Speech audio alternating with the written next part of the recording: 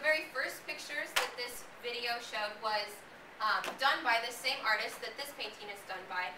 It was kind of two African Americans dancing in a club, in a jazz club. And a lot of African Americans during this time period were entertainers. And the Cotton Club, if you saw that in this video, the Cotton Club was actually for whites only. So the entertainers, the African Americans had a lot of opportunities to have jobs and to entertain, but they were often entertaining only for whites.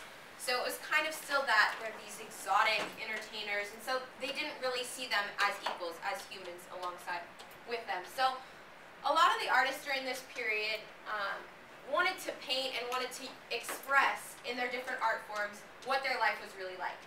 And so this is the janitor who paints. So what stands out to you about that title?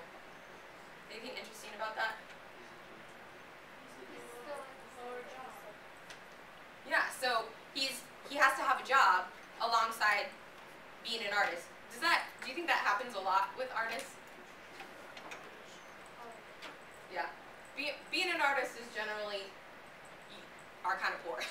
But a lot of times during this time period, they had to work a lot because a lot of people were encouraging them to become artists, but nobody really wanted to buy their art.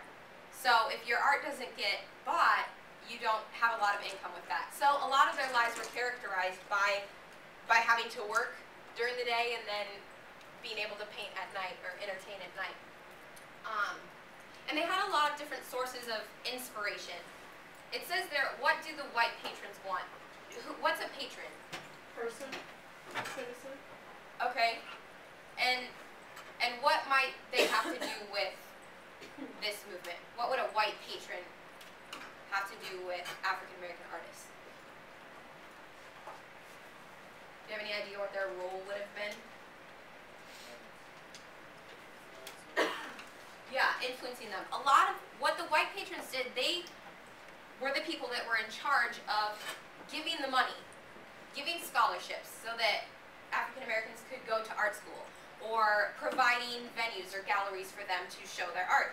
And so through that influence, they were able to control what the African American artist would do. And so one of the big encouragements was, we want you to go back and pull up with your African roots. Create things like this. So this is Sergeant Claude Johnson, and he is known for his African influenced art. So this would be a mask, and they would have created a lot of those things.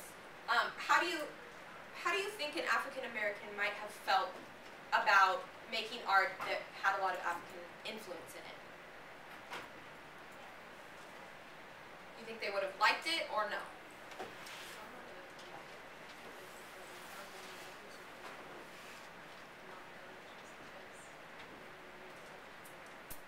Perfect. That's a good answer.